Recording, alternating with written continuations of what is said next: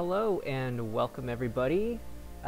We're playing 428 Shibuya Scramble. This is part 10. I'm here with Yoshi. What's up, folks? Do you remember what happened last time? It's been a couple weeks. Yeah. So,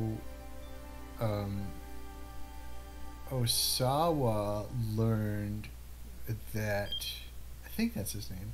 He learned that his assistant Tanaka has been emailing with his daughter, and he was like, "Oh Lord, oh damn it, Tanaka, that ain't right." And then, My own daughter.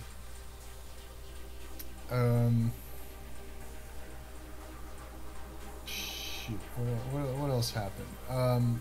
I think I know we finished up Kano also. Yeah, so he was like, oh, he hopped into bed with that weird American guy from the embassy or whatever. And he was like, oh, this seems pretty fishy. I don't know about this. But then his boss was like, do whatever he says. Kano, get in the car with this strange man. And the American's John Hancock is literally John Hancock. Yes. Yes, it is. And now that I think about it, I think we did some Minorikawa as well. The hot journalist. I don't know why they made him so hot, but they did. He's like... He was in the cafe still, and he went to the Yeah, he went to help his one recruit. Oh, right, he went to help that loser girl who can't do anything by herself. Right. And then he's rushing off to the sales demo. Yeah. So all we need for this hour is Tama. So I'm gonna open this up and then we can just finish it off. Where's the Tama jump? I think it's Minorikawa actually. Yeah. Okay. Finish this and then start the next hour.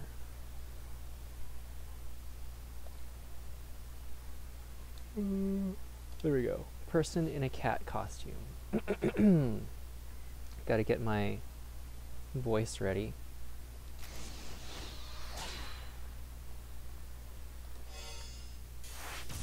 Alright, last we left off, maybe it'll show. There we go. Arg, what should I do?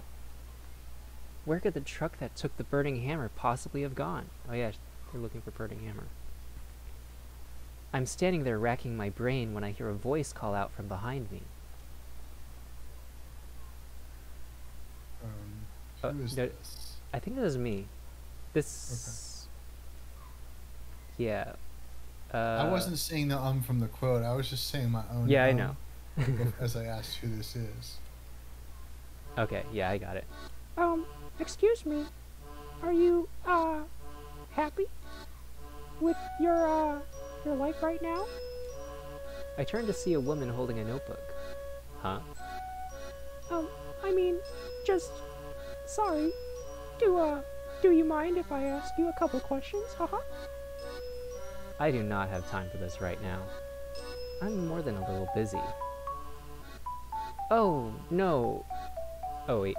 Oh, no. I mean, I understand if you can't. She's giving me this hyper-intensive stare. I can't tell if she's trying to be intimidating or if she's actually afraid of me.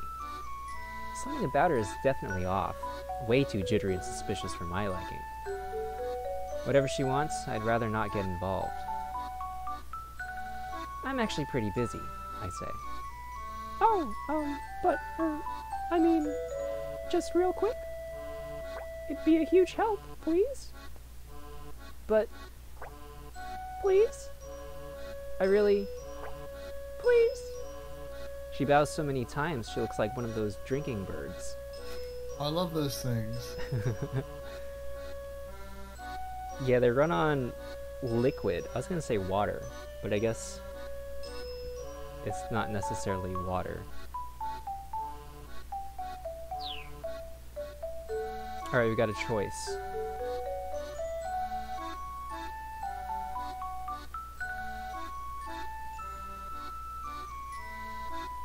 What are you thinking? I think we should talk to her. Talk to her? Alright. Yeah. I can't help but feel bad for this poor girl. I guess I can give her at least a few moments of my time. Alright, but please make it quick. Oh, thank you. Thank you so much. She goes back into drinking bird mode. So, what was the question? Oh, right. So, are you, happy with your life right now? Well, right now, as you can see, I am a cat.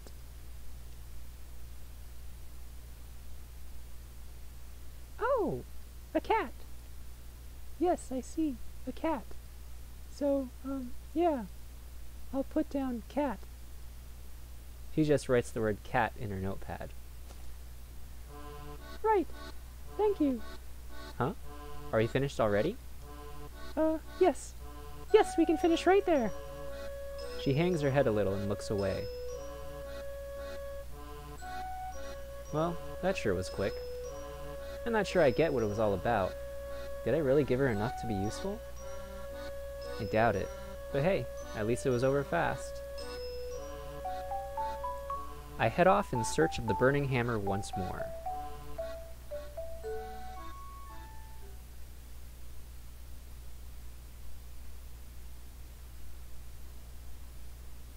No matter where I wander, though, I don't spot the truck anywhere.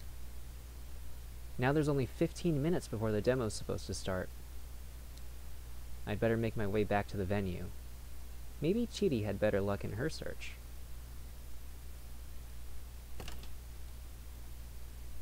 Back at the break room, I'm met by Mr. Yanagishita, who positively radiates despair. Did you find it? I'm sorry, I tried. Yanagishita's shoulders slump further at my response. Have you heard from Chiri? I ask.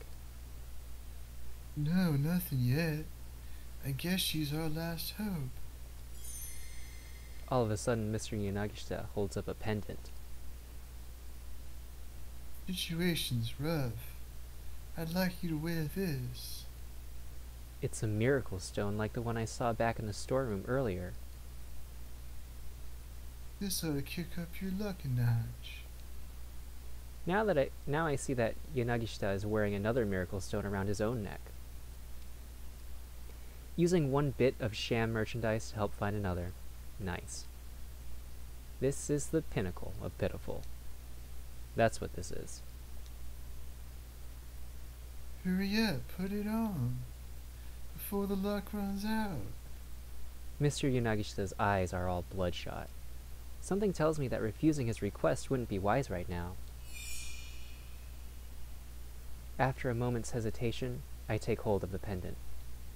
The stone is blue and glittery.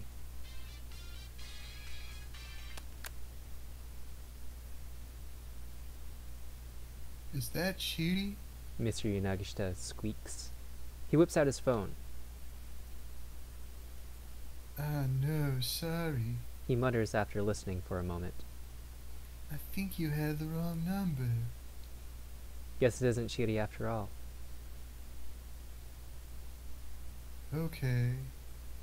Okay. And yet he stays on the line. Huh?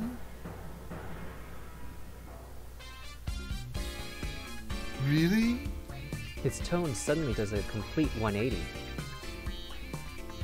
Yes, please. Thank you so much. As soon as he hangs up, Yanagishita strikes a victory pose.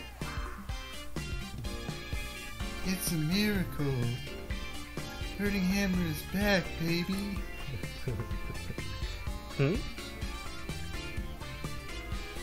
The recycling guy realized his mix-up and returned the boxes to the loading dock. Whoa, for real? You girls did great. Thank you. From the bottom of my heart. I've never seen someone come so close to literally jumping for joy. I'm going to prep the demo room. Tama, you go bring the burning hammer inside. With that, Mr. Yanagishita practically flies out of the room. No way, I murmur to myself. This thing didn't actually work. Did it? I examine the miracle stone more closely. It just looks like some kind of toy jewelry. I wish that I actually get paid my 20,000 yen. Hey, it's worth a shot. With the miracle stone still clutched in my hand, I hurry out to the loading dock.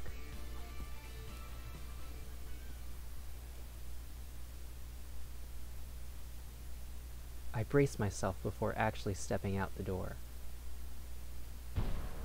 It's not there! Where is it? I look and I look, but I see no sign whatsoever of any burning hammer. In a panic, I call the recycling guy.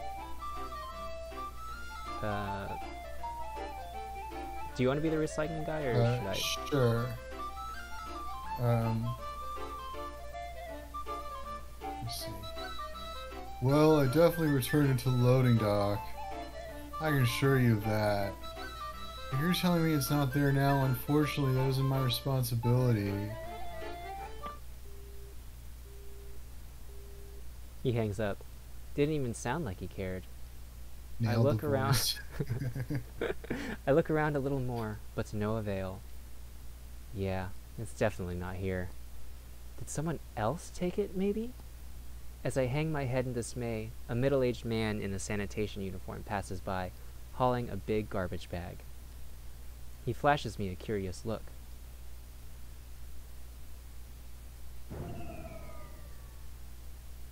What do we do, Tama? Mr. Yanagishita freaks out when he hears the burning hammer's missing. Please, you gotta give me something. I'm not really sure, sir.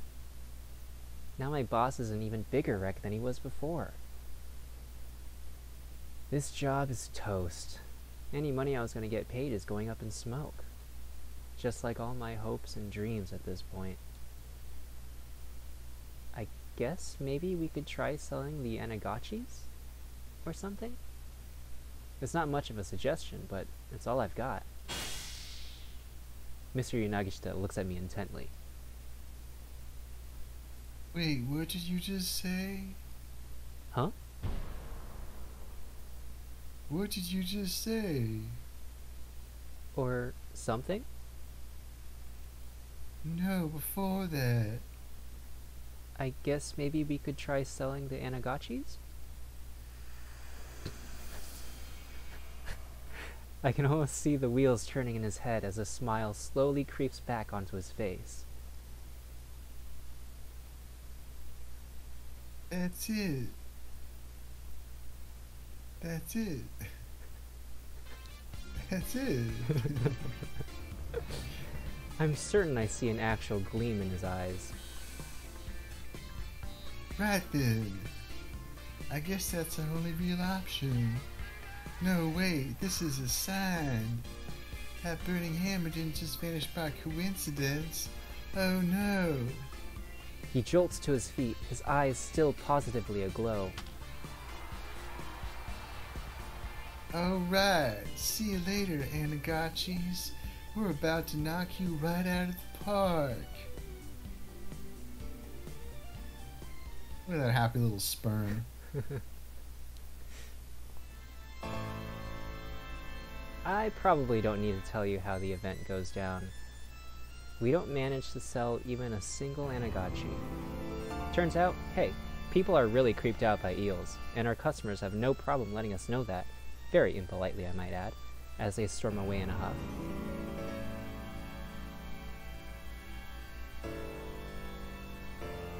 But Chidi said she liked eel salt broiled and in sushi. I hear Mr. Yanagishi mutter to himself as I get ready to leave. If only we hadn't lost the burning hammer, things would have gone so much differently. Or, no, maybe they'd have gone pretty much the same. You know, I probably should have listened to my gut earlier. Agreeing to take on this job has brought me nothing but trouble.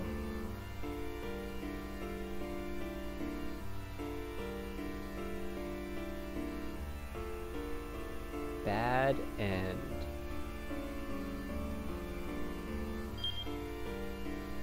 Nobody is going to have any luck selling digital pets to customers who are looking for a health food demo.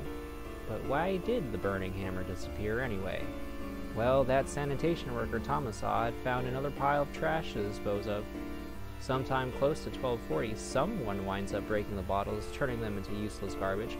But who is that someone, and what can they do differently? Do you have any ideas? Was it Achi? Or no, who's driving the forklift? Is that Kano or Achi? That was Achi. Was it that? 12:40. Yeah, Kano doesn't have a choice at 12:40.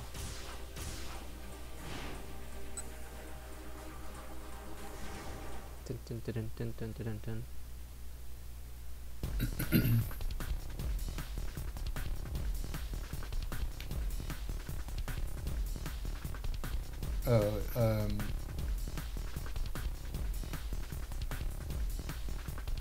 Okay. So he changed this choice? Yeah, I guess so. Throwing them is also not good, but I guess it's better than running them over with a forklift. Oh. Achi snatched up the nearest box, turned, and threw it at the man with the cane. The box was filled with something heavy. This ought to do some damage. He watched with satisfaction as it struck the assassin in the face. The man staggered sideways. Here, have another. One by one, Achi hurled every box in the pile. And one for the road. The last box That's wasn't properly sealed. It broke open as it struck their pursuer, sending several bottles flying. They shattered as they crashed onto the street, splashing red liquid. The assassin dropped to one knee, scrubbing at his face with his hand. Achi looked on in surprise. He couldn't possibly have hit the guy that hard. Peering at the man more closely, he saw that he was spattered in red liquid. Apparently, the stuff in the bottles had gotten in his eyes. And how's that chance? Achi took off with Hitomi, leaving their pursuer kneeling in the alley.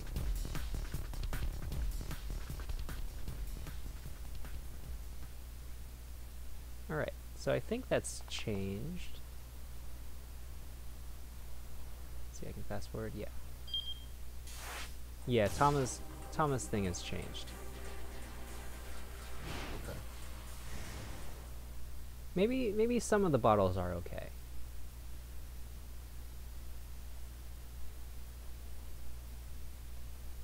How far can I forward? Can I skip? Here we go.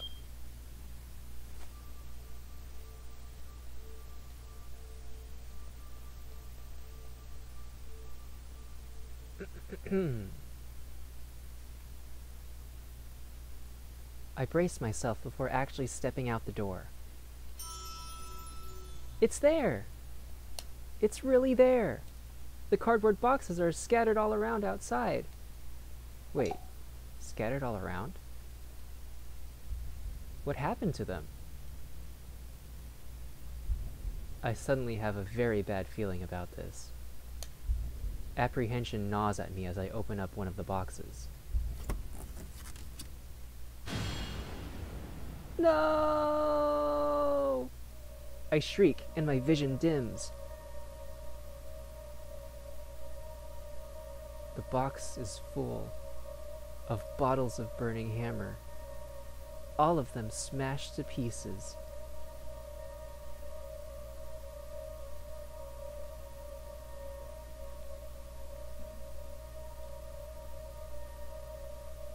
All right. We're gonna sell them anyway.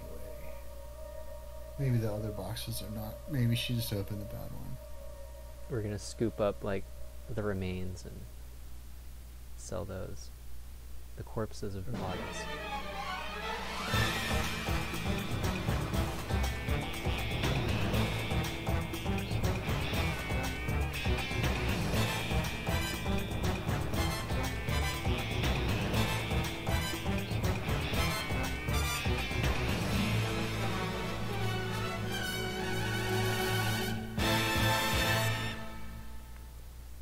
Alright, got a little preview of what's coming up next.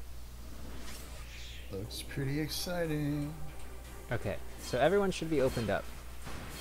Who would you like to start with?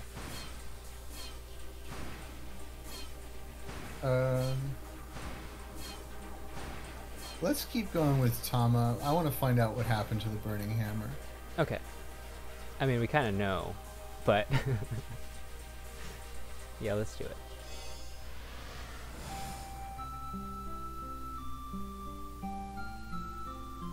Oh, and I think the summary should be different too.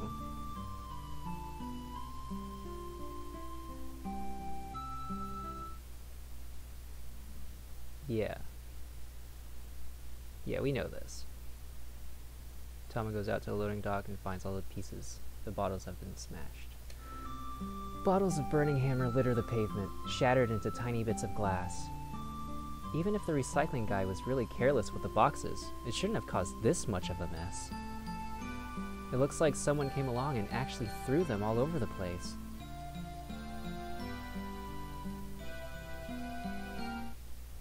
The heck with this thing! I toss away the miracle stone, which has clearly brought me only bad luck.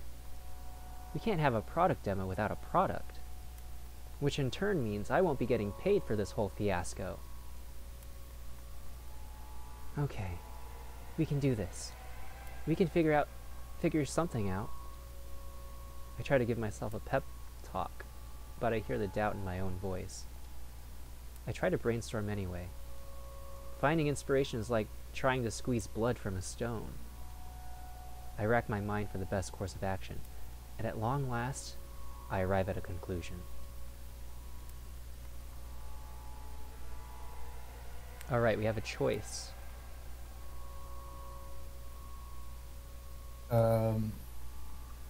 I'm not giving up on Burning Hammer just yet. I'm going with A. Alright. Final answer. Until we have to go back and change it. Somehow or another, I'm going to have to sell some Burning Hammer. The flyers have already been handed out. People have come to the demo expecting to get Burning Hammer. I may have to put it into some new bottles, and possibly water it down some, but getting this stuff sold is my only option. My eyes alight on one of the cardboard boxes, and I notice an odd mark that's stamped on it. Wait a sec. I've seen this before. I recall something Chidi said earlier.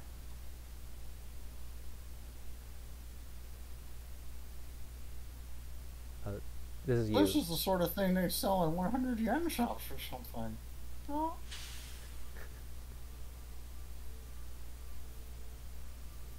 The mark on the box is the same one I saw at the shop that's selling the necklace. That's it! I can see if there's more at that knick-knack shop. Guided by this ray of hope, I head for the knick-knack shop as fast as I can run. Ray. A glimmer. A sliver. The ever-dwindling light in the distance. Point is, there's not much. Oh. As soon as I reach the main road, I crash right into someone. It's Chidi. Oh, hey, you find it? She asks. She makes it sound like it's not really her problem. Not yet, but I think we can stock up at the 100 yen shop. The words are hard to get out when I'm panting as hard as I am. Oops. For now, just stay calm and go let the boss know. On it. Leave it to me. What do you think a driving manner campaign is? I just noticed the poster on the top right. Like, only use your horn for emergency. Not there to let people know this you're needed. This message is brought to you by Shibuya driving manner. Don't, if you get upset at someone else on the road, like, don't fall into their house and assault them. Stay in the car. This message is brought to you by the Shibuya Driving Manners campaign. Probably stuff like that, you know. Stay in your lane. Don't do tailgating. Okay. So, like, for the Brake first... check. the first, like, 10 seconds of your speaking, I didn't really catch what you said. Oh, But I'm that's sorry. fine. You don't have to say it again. I think I got the picture. It's about driving manners Yes. for Or the president. manner in which you drive. Chiri nods, and I break back into a run. I'm practically praying as I rush into the knick-knack shop, where I immediately spot the cardboard boxes I saw earlier, still stacked up. Yes! I'm in luck! I dive into one of the boxes to check what's inside.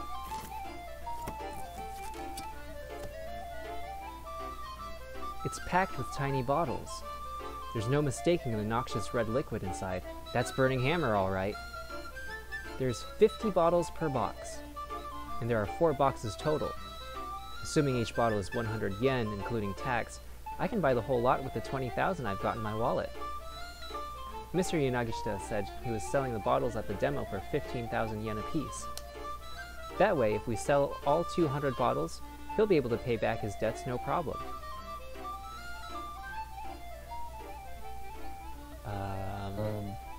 This is someone new, right? He's appeared before, but I don't remember who voiced him. This was before I started taking notes, I think. Let me see. Yeah.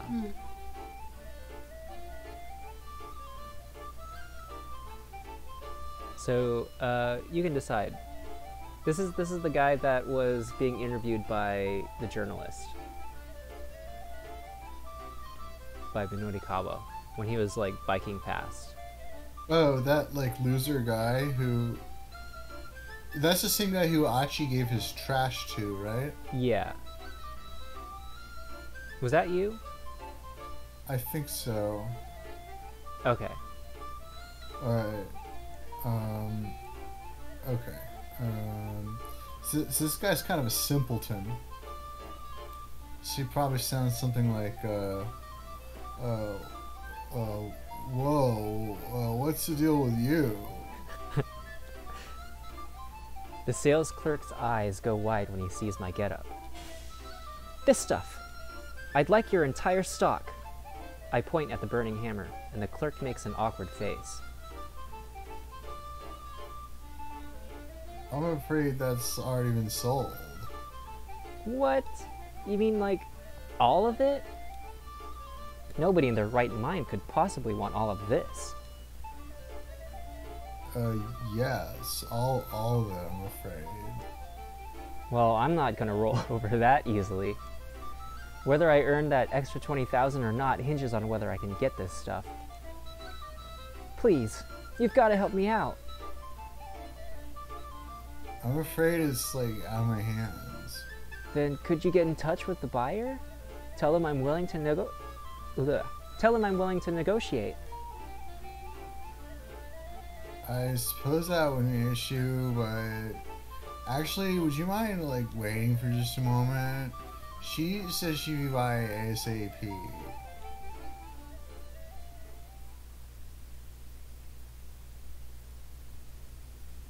After 5 minutes of waiting, the buyer still hasn't shown up. I don't think she's coming, I say. That's odd. The sales clerk murmurs. She said on the phone she'd come by just after 1 o'clock to pick them up. I really need this right away. I understand that, but Please. this is out of my hands. By now, the sales demo has already started. If I come back empty-handed, what was the point of all this effort? Gimme. I've already said I can't do that. Gimme! Would you please wait a moment? Grr. Why did I spend all that time trying to hand out samples? Why did I put this stupid costume on? Why did I miss out on lunch? Why? What was it all for? Eek! Look over there! It's the chupacabra! Yoink! Seizing the moment, I snatch up the boxes of burning hammer and make a run for it. Hey, hold it right there, miss. The sales clerk is quick to bar my path. What, that's me? Saying woof? Whose woof do you think that is? Is it me? I would have thought that would... I Okay. guess it's my woof. Woof. I barrel my way right past him. I bump him harder than I intended as I race by. He loses his balance and goes crashing through the display case at the front of his shop. Oh dear. At the same time, I hear something else topple over with a thud and a gurgle. Some sort of liquid begins to gush from a red polyethylene container. Uh-oh. The sales clerk's eyes go wide, his stare fixed on something on the sidewalk nearby. Wait, extra teeth? Does he have extra teeth? It's a cigarette. Should I go back and check? Oh. Yeah, can you go back? Or is it going to take a long time? Is it going to like... I'd have to restart from this point. It'll Okay, take a don't worry while. about it. We'll see him worry again. about Maybe it. he's screaming in the next shot.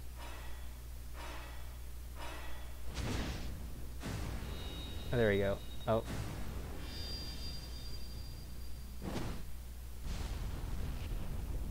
The burning butt ignites the liquid in a sudden, massive blaze.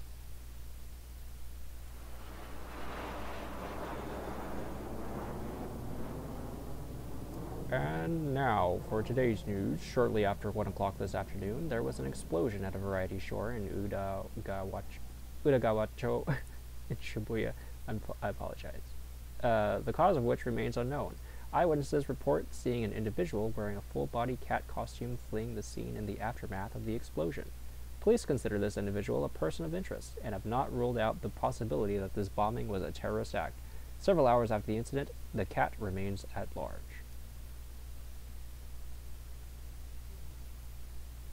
Oh no, and that loser girl has us, like, has a lead on us, because she wrote down cat. That's true. She's an eyewitness. Bad ending. Fled the country. Tama wound up as the prime suspect in an apparent terrorist bombing. If the buyer had shown up earlier, Tama's argument with the sales clerk might never have happened, to say nothing of the rest. As a matter of fact, the buyer was just outside the shop at the critical moment. She was held up when she happened to run into someone. That's someone's actions at 13:05 are the key to changing Tama's fate.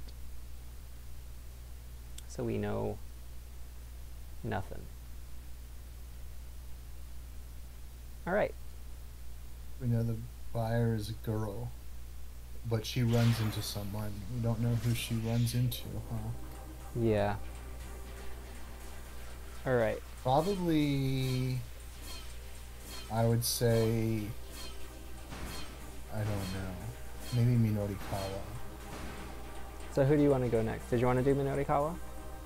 Yeah, let's hit up Minorikawa. Okay.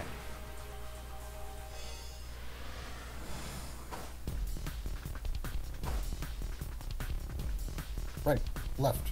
Minorikawa sprinted down center guy, dodging between oncoming pedestrians. Out of my way. Can't you people see I'm in a hurry? He stole a glimpse at his watch as he ran. It was just after 1 o'clock.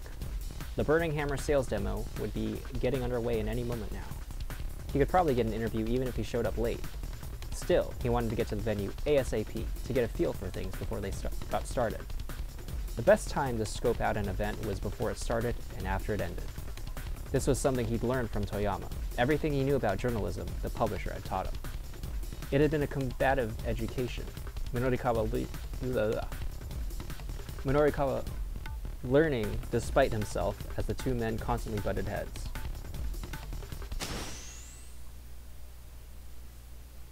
Oh, give me a break. What's wrong with this article? Minorikawa shouted. His voice was loud enough to carry throughout the editing department. Shut up. Is that what? Oh, this that might is. be Toyama. That's it. Yeah. Shut up! I told you to rewrite it, so rewrite it. Toyama, sticking to his guns. Minorikawa recalled the scene from the days when the two men had worked at the same newspaper, and Toyama was his boss. Ooh, let's find out what a boss is.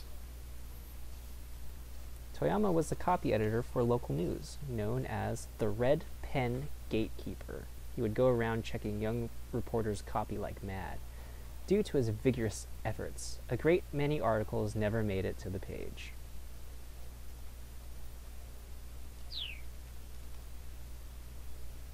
What's wrong with it? Show me what's wrong. All of it. How can it be all of it? Co-workers stared, keeping their distance as the pair screamed themselves red in the face. These arguments had become a regular occurrence, regular enough that everyone had learned not to try to intervene. I poured my heart and soul into this piece. Go back and read it again. I can read it over and over and it'd still do the same thing. A load of self-important claptrap. Now go calm down and write me a more neutral piece. Neutral. Neutral is when in a fighting game both players are of equal footing, I guess. Yeah, neither one's under pressure. Neither one is in advantage.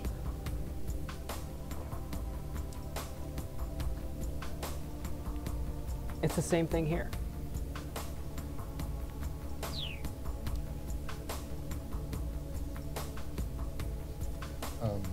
Calm down. You must be joking. I write what I feel in my heart. That's the one thing I refuse to back down on. He's got like a hot personality too. Then it's the one thing that'll keep getting your copy rejected. Who, Minorikawa? Yeah. No, not this whiny old guy. Oh. He's like full of conviction and passion and stuff. He does what's in his heart. That's true. Aren't you the one who told me to be bold and daring with my writing? Yeah, I did. But I don't remember telling you to write me garbage. By now, Minorikawa and Toyama were practically at each other's throats. Still, despite these almost daily shouting matches, Minorikawa never resented Toyama. Not really. How could he write a piece in a way that would shut Toyama up? Trying to figure that out was how he had developed his skills as a reporter. Up until he quit his position at the newspaper to start his own publishing company, Toyama had been a stubborn old man in the finest sense of the term. Stubborn old man, now a dying breed in Japan, the sort who'd be inclined to use knuckles before words to remedy a child's bad behavior. inflexible but still emotionally brittle.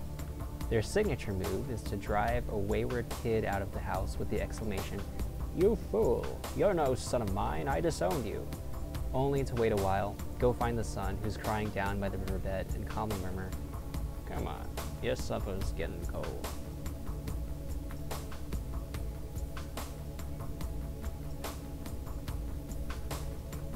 Boomers, huh? Those freaking boomers. You can't live with them. Could live without them. I don't know. We'll find out for sure in a couple decades. But then, in order to keep his company afloat, at some point he had abandoned all his ideals and principles. It was disgraceful. Just disgraceful. Thinking about it made Minotikawa's blood boil. It rankled him to know that such a pathetic remnant of a man had been such an influence on him. He reminded himself once again that he needed to wrap up his current job as soon as possible. By now, Minotikawa was getting close to the demo site. He increased his speed. He wound up barreling right into someone who was walking into a knick-knack shop. Knew it. A newly opened general variety store. The place is primarily a second-hand shop with posters inside proclaiming things like, "We'll take what you don't need," and "We buy computers at top prices." What do you think of that mannequin on the right? I love it. It's a hand with legs. It's pretty cool. good. It was a girl about high school age. She jumped to her feet, then snatched Minotikawa by the collar. This is someone new, I think. Alright. I'll do it. Hey, watch where you're going. All right, let me write down these notes. I forgot I need to write the shop owner also under your name.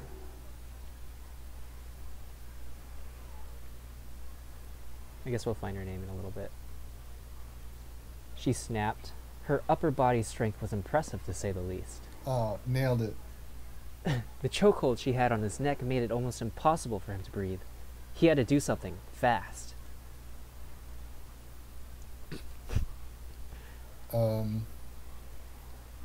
Okay, I guess we don't attack this strong girl. I kind of want to, but I feel like she needs to get inside. We can do it and then just reverse the... Alright, let's do it. Let's do it. Alright. Take this. He drove a punch right into the girl's flank.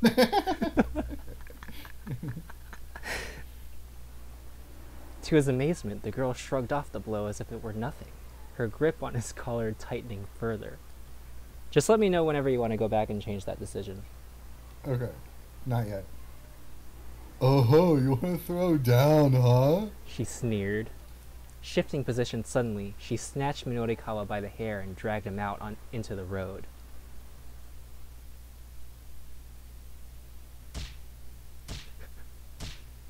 Before he could process the trouble he was in, it was already too late. He cowered away from her, shielding his face with his arms, only to feel the impact of a rain of punches and kicks on his exposed back and sides. Pain shot through his body as each blow landed with a perversely satisfying thump. And then the pain continued to intensify. Oh, crap. I'm going to die here, aren't I? Never thought my life would end so soon.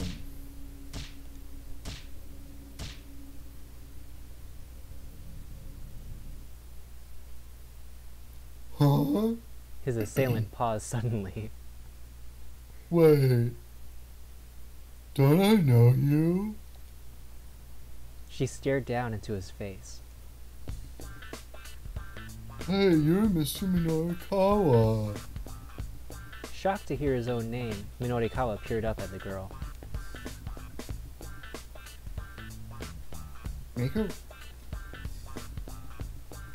Yeah.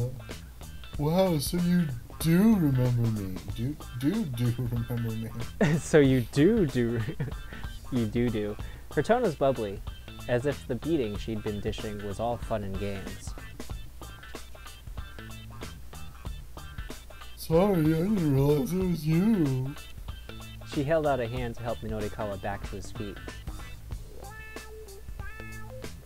Wow, how long's it been? She asked. About 5 years, I think. He said cautiously. You still doing your bonsai stuff? Nah. She replied. I gave that up. Miku had been Japan's bonsai champion back when she was in middle school. One day, local delinquents had vandalized dozens of Miku's bonsai pieces. Minorikawa had met her when he interviewed her about the incident. I want to get strong. She had said. I want to be able to beat those guys up. And so Minorikawa had introduced Miku to an acquaintance of his who ran a martial arts dojo.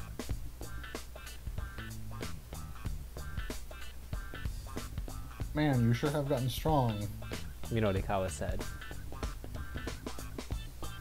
Well, that's the sort of gal I am. Miku handed him a flyer. It read, Ladies Mixed Martial Arts Pub Bride. Present this flyer for a free drink. It's a place where you can watch girls fight in the ring while you have some drinks. Oh. It's a place where you can watch girls fight in the ring while you have some drinks. Miku said. that poster. That sounds pretty fun, actually. Minorikawa could feel himself being pulled in all the wrong directions by the prospect. You should come see one of my matches sometime. I'm the current champion there. Miku beamed with pride. Wait, you're the champion? Well, he'd seen firsthand how strong she was. Miku nodded. What are you up to now? She asked. Working? Yeah. Running around trying to get some interviews. Right now I'm heading to, what was it again? The Nokane building, that's it. Nokane building, that's it. Oh, I can take you there. She said. I can use the exercise. Now, if you'll beg my pardon. Miku casually hefted Minorikawa up onto her back and broke into a jog.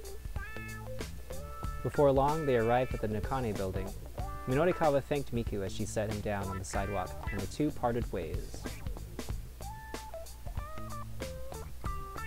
You ship these two? Maybe.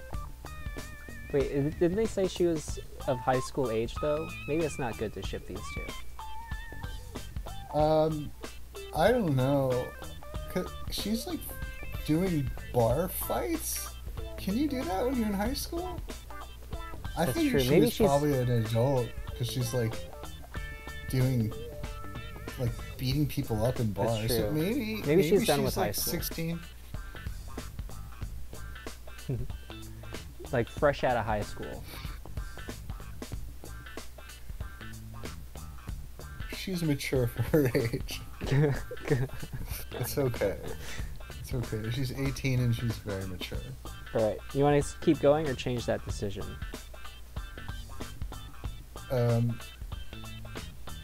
Let's keep going for a second. Okay. At long last, he arrived at the Nokane building, where the event was being held. The wall by the elevator was plastered with posters about Burning Hammer. Get it or regret it. As seen in magazines. 100% weight loss guaranteed. What? This is blatantly false advertising. It's just like, doesn't this mean you die? The messaging was kind of a mess. It felt like they'd been thrown together at the last minute. Minorikawa avoided the elevator in favor of the stairs, rushing up to the event site on the 3rd floor. Emerging from the stairwell, he saw more posters on the wall pointing the way to the sales demo. He followed the arrows to a room deeper within the building. Opening the door, he saw about 50 chairs, most of them occupied by female attendees. There was a stage set up at the far end of the room, but nobody was on it. It appeared that the event had yet to begin. Minorikawa quickly looked over the crowd. Roughly half of the women were somewhat elderly. All of them looked like they could stand to lose some weight. And for some of them at least, that ship had surely sailed some time ago. The crowd gazed at the stage with rapt anticipation. A beverage that allowed you to eat plenty and still lose weight was definitely an appetizing proposition. Could something like that really exist, though? Ah, well. Minorikawa was just going to have to wait and see. He did his best to get his mind into journalism mode. Time passed, but the demo didn't start. The audience began grumbling in frustration. Then, a heavy-set young woman took the stage and gave a little bow. It was the girl from the cafe, the one with the amazing appetite. The audience broke into applause, their patience finally rewarded. But as everyone leaned forward expectantly, the girl on stage began performing magic tricks. Oh, she can do magic too? She Wow. twiddled a silk hat and pulled a bunch of flowers from inside it. Sparse applause rose up from the crowd. The young woman immediately went on to perform another trick, and then another. Ta-da!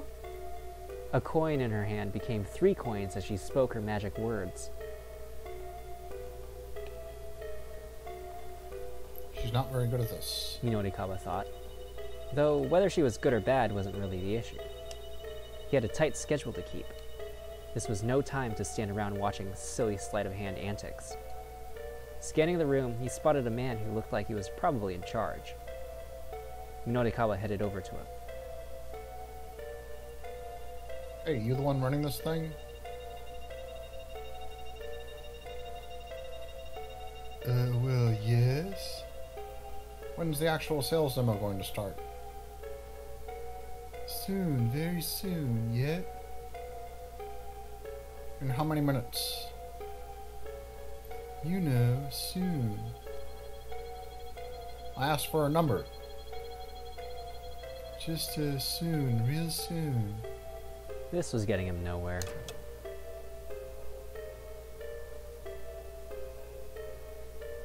"3 minutes. Minorikawa declared.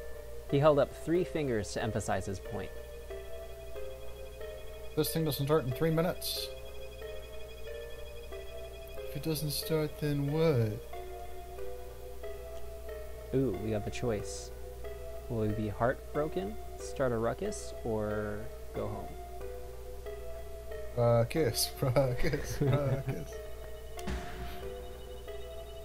I'm going to start a ruckus. He kept his voice firm, his words short and clipped. Do Japanese people just have, I hope this isn't racist, do they just have canines that look a lot like their bottom incisors? It's like, if you look at his teeth, right? Like, they're not sharp. You know what I'm saying? They look just like the other ones. I don't know. Like Keep an eye out. We've been wearing masks for the past 2 years, true. so I can't really say for sure, like in person. Yeah. Alright, we'll figure it out later. But I think Alright. I think in general, like, I feel like Americans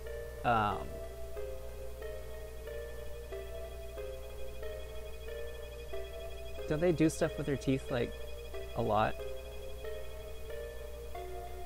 I don't know. There are probably Yeah, but still like we whitening don't, like- strips and braces here too in Japan also.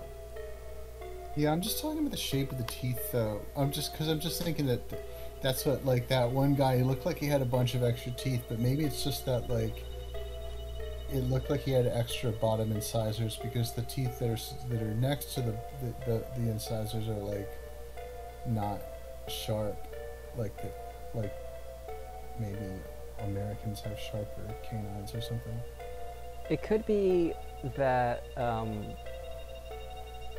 Japanese people with extra incisors, bottom incisors, go into acting, whereas everyone else just goes into office work.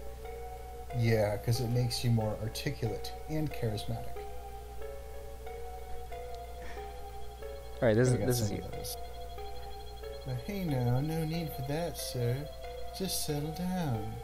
Who doesn't like a silly little magic show now and then? You've got 2 minutes. Hey, a minute can't pass already. 1 minute. Whoa. Just what kind of watch you got there? Tell me why the demo wasn't starting. Ah, well, no real reason, really. The man was getting seriously flustered. I just, wanted folks to get to see a little magic show first. Nope, try again. 30 seconds left. Okay, alright. What happened is, the required merchandise, What happened to the merchandise? Minotikawa demanded. He gave the guy a dagger stare. Oh, it's just, ha ha ha ha ha. Time's up. What? The man's face went pale. Oh. It's a keep out. We weren't supposed to do any of that, though, were we?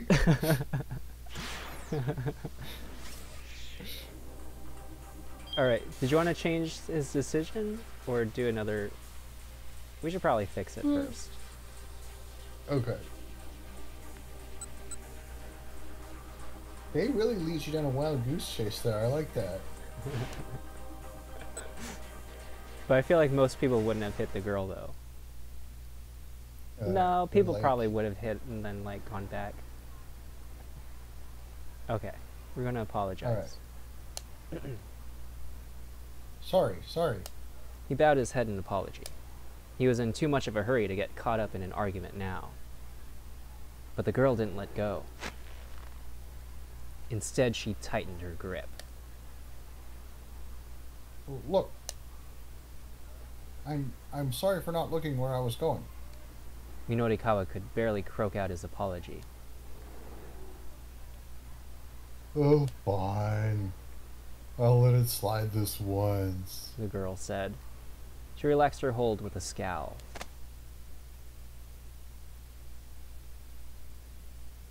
Wait, hold on, she murmured. She stared good and hard at Minotikawa's face. Hey, you're Mr. Minotikawa. Surprised, Minotikawa gave her another look. Miku? Yeah. Wait, so you do remember me? It's the same conversation. She smiled with delight, apparently forgetting that she'd just been wringing his neck. Well, how long's it been? About 5 years, I think. You still doing your bonsai stuff? No, she replied. I gave that up. Miku had been Japan's bonsai champion back when she was in middle school. Oh, they didn't... Bonsai wasn't defined in the other route. So if you went the other route, you wouldn't know what a bonsai was. If you didn't know what it was. Oh, for a second I thought it said the art of attracting more young people. That's what Minotikawa is practicing right now.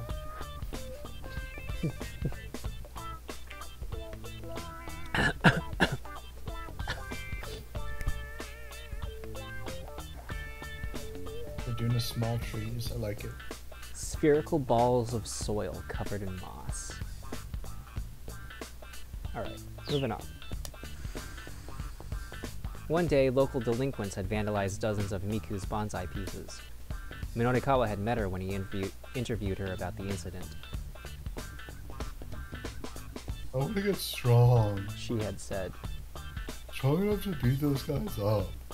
And so Minotikawa had introduced Miku to an acquaintance of his who ran a martial arts dojo.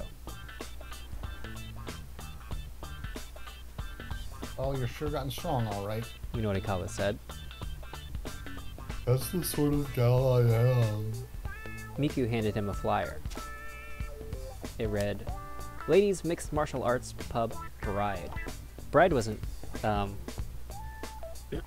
sorry, defined either. A show pub that began as a side venture for a group of female mixed martial arts fighters who were facing financial difficulties. There's an octagonal ring inside the pub, and the rules state that anything goes between the young women who fight inside. Customers are able to take in the fights while enjoying their drinks. Just like Foxy Boxing. Is that a reference to something? Just that it's a thing, Foxy Boxing. Foxy Boxing? Oh.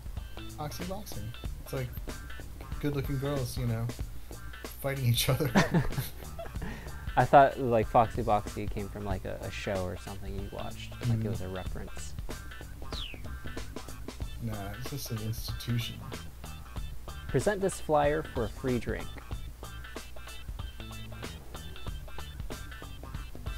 It's a place we can go and watch girls fight in the ring while we have some drinks. Miku said.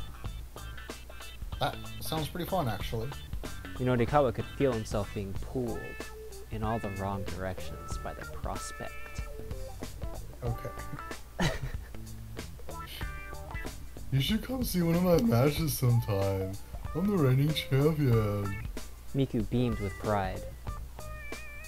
Wait, you're the champion? Yikes, good thing I apologized when I did. In that case, I'll definitely have to swing by sometime soon. Wait, now I'm in sort of a hurry though. Oh, sure. Miku said. Catch you later then. She headed into the shop as Minotikawa rushed off toward the sales demo.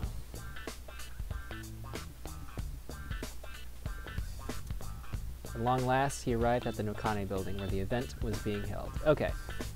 And I think this chain is the same. Yeah.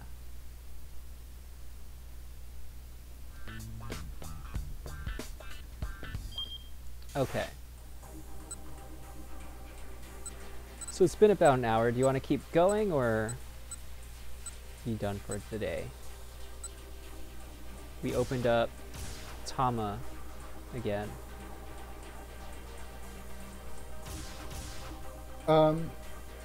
Let's call it here, I suppose. Okay. Great. I guess there's a lot of Tama. Yeah. What are your thoughts? Any theories or whatnot?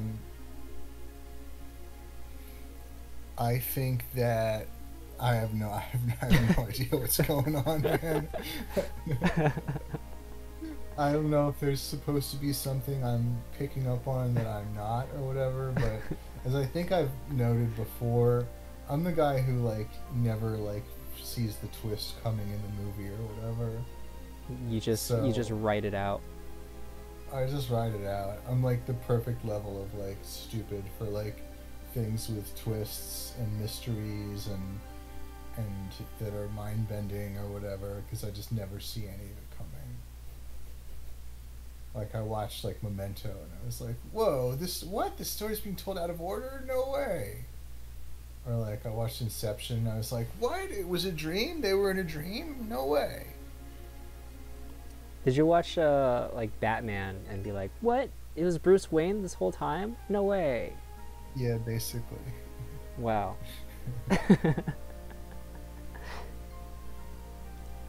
But you're enjoying the ride? Yeah, I like this. like this little VN. It's fun. Yeah, we didn't really worry about the kidnapping at all this episode. Nah, it's a side plot. It's all Yeah. about the Tama and Chidi and Mr. Yanagishita and Norikawa.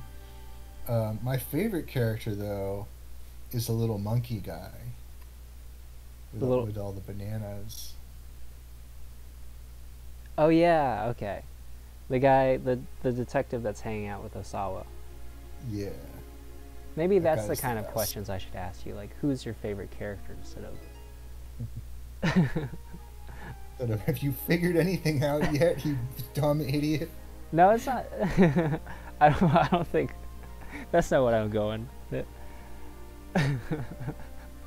There's nothing to figure out.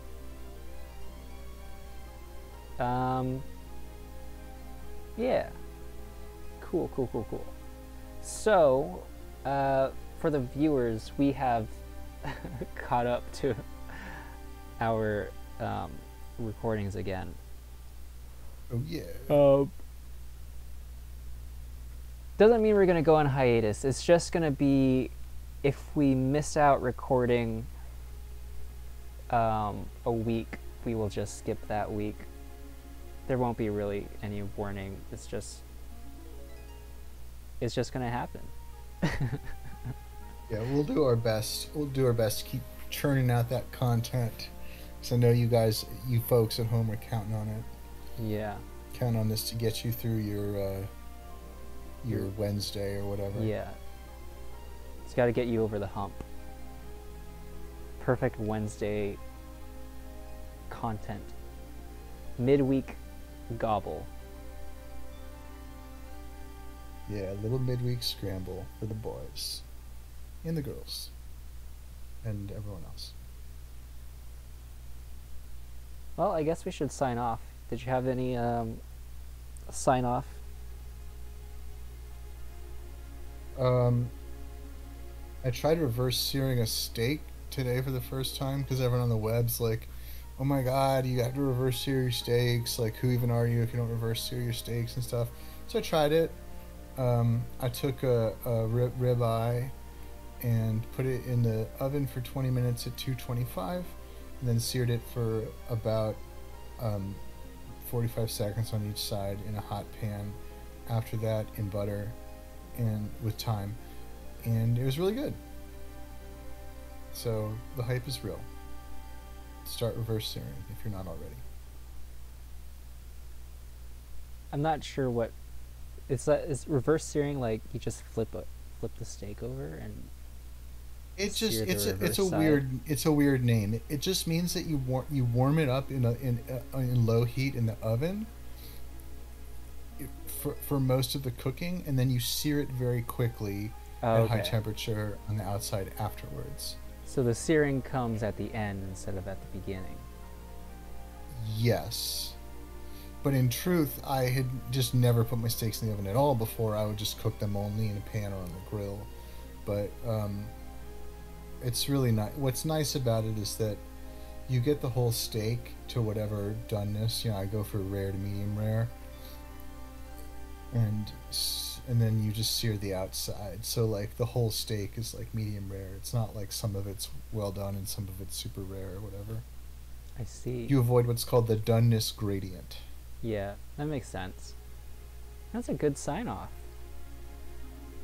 I Was it? I felt like it was profoundly off topic. I was gonna say something like, "Don't hit girls in the gut." Yeah. Also, don't assault women. I mean, that's a good sign. You know what? You can do both. For the people listening at home, you can do both of those things. Don't physically abuse people, and consider reverse searing your steaks. Yeah. Thanks for watching.